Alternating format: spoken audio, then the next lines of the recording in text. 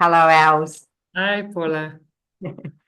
Today's video is on giving advice. So we no advice giving or no fixing. And Els, I'm going to ask you, what do you do when someone starts giving advice or tries to problem solve or fix the person who's sharing? Yes, well, when somebody's active giving advice to someone else, I mostly say stop. I Yeah. just say stop.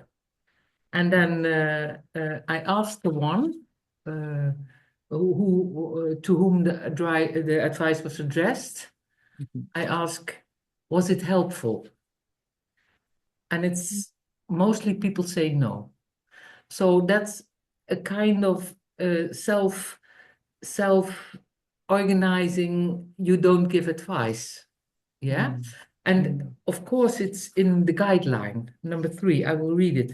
We are here to heal ourselves. We are not here to give advice or to change anyone's beliefs or behaviors. Yeah. And I thought, well, is there another guideline that is here you can mention here, and that is seeing each person as whole. That is 8, guideline 8. Mm. And when we see, of course, people as whole, there is nothing. We have to see people as not whole. We have to see people as like they have a trauma, or like they are not capable of handling their own life before we give advice. Because there must be a judgment. Yeah. And so seeing people as whole, that is the biggest gift you can do in an attitudinal healing group, besides listening. That is seeing people as whole and as capable of running their own life. And that's what they did anyway before they met you. Yeah. Yes. Yeah, exactly. So the rule is no advice giving and no trying to change beliefs or behaviors of others, because that's what often happens also. So what I do is mostly I say stop, just Yeah. stop. Yeah. I will come back to you later on, and then when I go back to them later on, to the one who is giving advice, I say, I heard you. What does it mean for you when you give this advice to yourself? So Mm. where can it help you? In what Mm. way? It has nothing to do with that one. In what way does it help you? How do you benefit of your own advice? Yeah. So that is what I mostly do. And of course, we always read the guidelines, the principles and the guidelines at the beginning of the group. So we always hear by Mm. reading it, no advice, no trying to change, seeing persons as whole, and not, it says in guideline 8, not defining them with something else like mood, appearance, behavior, or circumstance. So that's Yeah. a very powerful tool when we see them as whole. A Mm. tool is a crazy word. It's because what we are whole. And I Yeah. see people as competent and as total capable. And when I don't see him as competent or total capable, it must be because I don't see myself as competent or total capable. Mm. Mm. So Mm. that's the Mm. first thing that comes up for me. Yeah, yeah, yeah, yeah. Yeah, I think well for me it's and I just love that you've said, that stop and asking the other person if it was helpful, but you know how to perhaps handle that with your experience too. And for me, with my experience, yeah, when someone starts giving advice,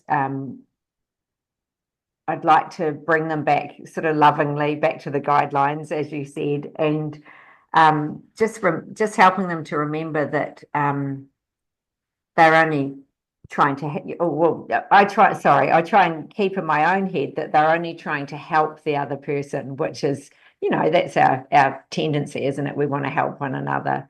And just acknowledge that and remind the person that um, remind that person that's sharing that they have their own best answers, so trust their process in finding their best answers when they're ready. And so just that reminder, I find, yeah, it's quite useful. And sometimes I'll come back to it the following week as well, is a good thing to focus on that if you feel that there's someone in the group that is perhaps a fixer, someone who wants to try and give advice and help others on a regular basis. Yeah. Yeah. But what about Els? I'm going to ask you when someone asks for advice in the group. Well, when someone asks for advice, of course, Mm. I would, as a facilitator, would say, look for an example in your own life and how did you handle it? So the advice would not be like, you do that, but I did this in my situation. So that the one who listens is not, that it is not directed to that person, but I would always turn it to how did you handle a situation of your own life?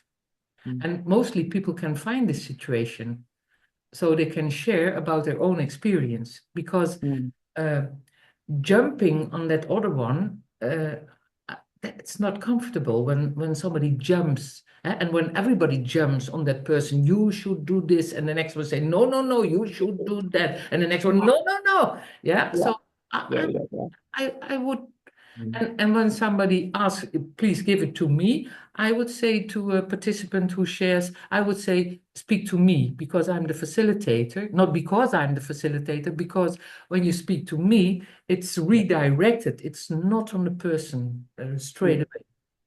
yeah, yeah, true, true. So getting them to turn it around and ask themselves, what could you do to support yourself too, or what have you done to support Exactly. yourself in the And past? I've never seen someone who said, please give me direct advice. The only Mm. thing I've Mm. heard is that someone says, oh, it's nice that I can tell my story, that no one gives me advice, and I'm interested how someone has dealt with such a problem in their own lives. That's Yeah, what people want to know. So there's a choice, and nobody has to feel I gave advice, she asked for advice, I gave it, and she doesn't do it, she doesn't do what I said. yeah, yes. Yeah. Mm. Okay. Wow, thank you, Els. Okay. That's it. Yeah, great. Thank you, Thank you. Paula. See you next time. Okay.